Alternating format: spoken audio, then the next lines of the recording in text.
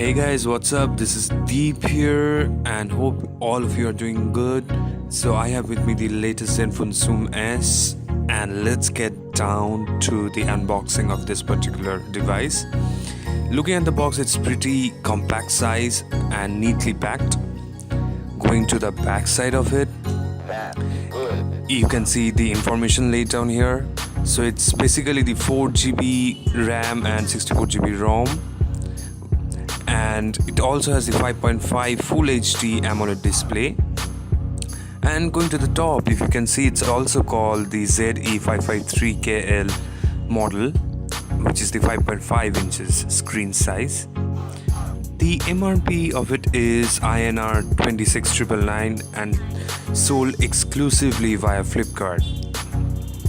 Now, if you see, this one is the Asus Zenfone 2, which I have with me.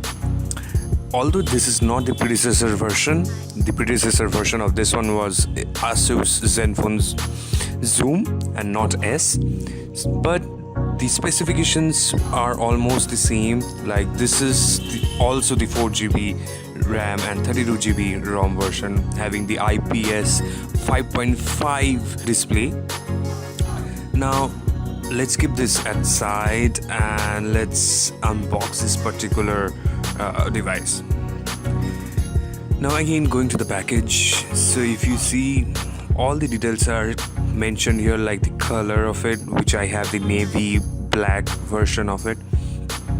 And going to the top of the package, if you can see, it's showing that the dual lens setup with the 5000 mAh battery and the technology which is used for the camera in the rear camera, that is. And also it has Gorilla Glass 5 2.5D protection with it. So it's a pretty good model in this mid-range price segment, I would say.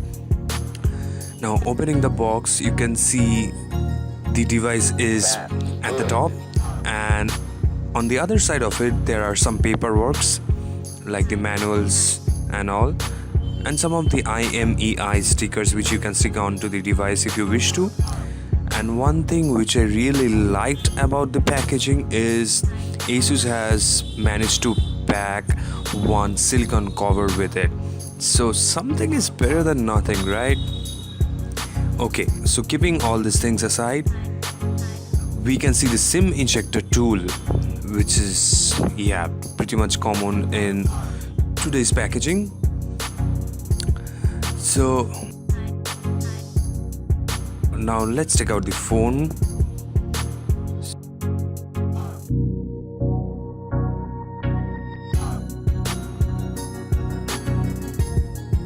So it looks pretty sexy over here, pretty sexy, I would say. And it's not that much bulky also, it's light for my opinion. Now if you compare with this Asus Zenfone 2, it's almost the same because both are 170 grams, although Asus Zenfone Zoom S has packed 5000 mAh battery. Now inside the box, you can see Asus has finally packed the USB Type-C cable, which can be attached with the power brick and can be used as an USB cable.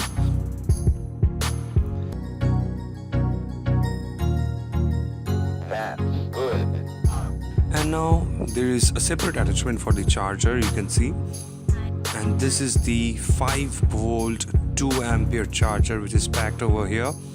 Although this phone does not support fast charging, but hopefully this will try to charge up the device at a faster rate compared to the normal chargers.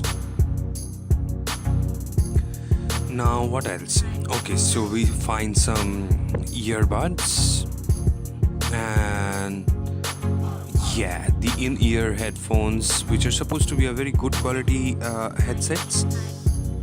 So, and this is also, if you see, these are gold plated, so it's supposed to conduct good sound from the device itself.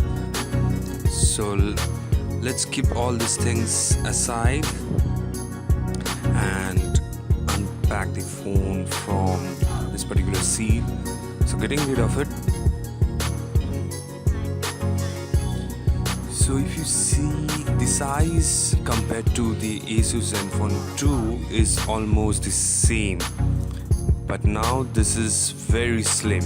It's 7.99 millimeter thickness, although it has the 5000 mAh battery inside it.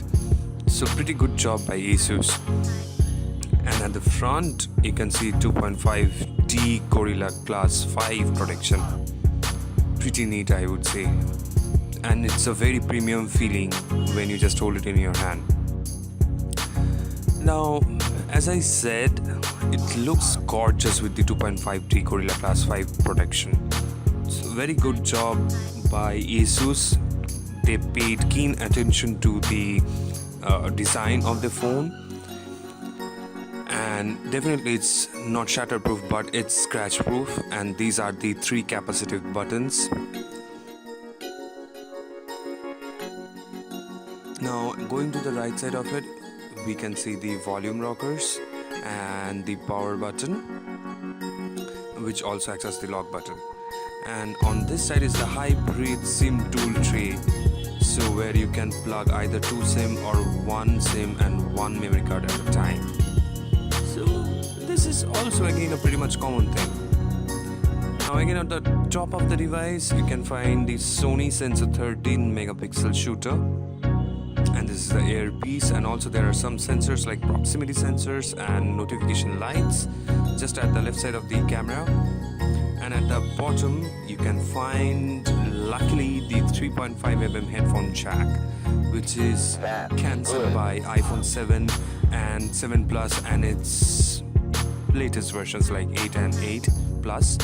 This is a speaker grill and the USB Type-C output. So this speaker is supposed to be an upgraded version from Asus with 5 magnetic technology. And this is the dual camera system over here, where one is the Sony sensor and one is the Samsung sensor. And you get also one laser for autofocus with PDAF technology, and also dual tone flash. So this particular Samsung sensor provides 2.3x optical zoom, and this is the Sony sensor 362, and supposed to be a very good camera sensor, as this provides 1.7 aperture, which can be found in smartphones like Samsung S7 Edge, etc. And these are the antenna bands at the bottom, and I think this bottom casing is made up of plastic for better signal reception, and same goes for the top section also. This entire build quality is pretty good, pretty premium feeling.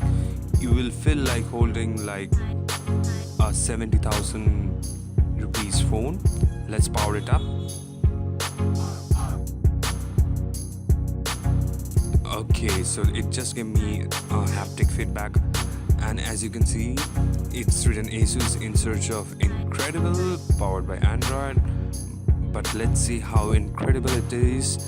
And the AMOLED screen is pretty impressive, I would say. The contrast, the blacks are very good. Okay, and so this just started. That's fast. Let me just complete all this setup and I'll get back to you. So it's almost configured, like the Wi-Fi is connected, and the UI has changed a lot since the first Zenfone and all the predecessor versions of the Zenphones. Like if you look at the Zenfone 2, the Wi-Fi UI is somewhat different than the Zenfone Zoom S. So it's showing one green dot when it's connected on Zenfone Zoom S, and it's not there in the Asus Zenfone 2. And talking about the screen clarity is actually better in Zenfone Zoom S. I'm not sure whether you can understand here, but if you look at the screen blindly, you can just say that yeah, it's better than IPS technology. So let's proceed with all the remaining steps of the setups. These are the TNCs.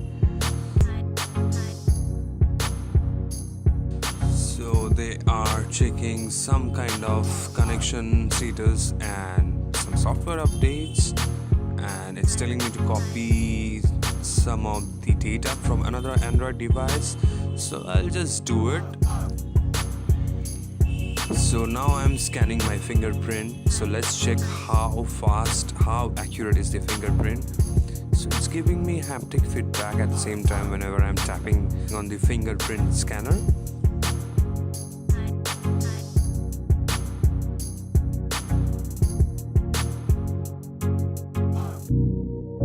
It's pretty much done. Okay, it's done. So I can add multiple fingers if I want to.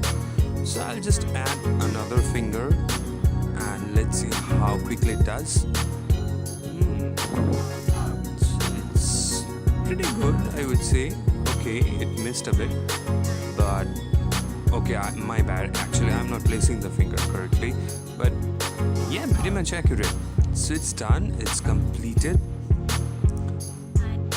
and it's just telling me to register the product. I'll do that later. And yes, some of these things can be done later. I'm just doing next, and the setup is complete. Let me continue. I don't want these apps right now. I'll just hit next rather, and I'll just download the new system update which is already available. Wow. Okay, and this one stopped something I did from over here. So okay, so I got a new system update over here. This is neat. So I just took out this phone and it's already prompting one software update. So let's hope it's something like security patch update or stability update for Android. And oh my god, this particular screen is pretty bright. So it's supposed to be like 500 nits bright, and this is the maximum sound I have increased to. Okay, so the configurations are getting completed, and just one game got downloaded. Okay, I can cancel this if I want to. So this is the overall phone which I brought up. I hope you liked the unboxing video. I'll just post a review of this particular device, so please stay tuned and let me know if you have any queries in the comments.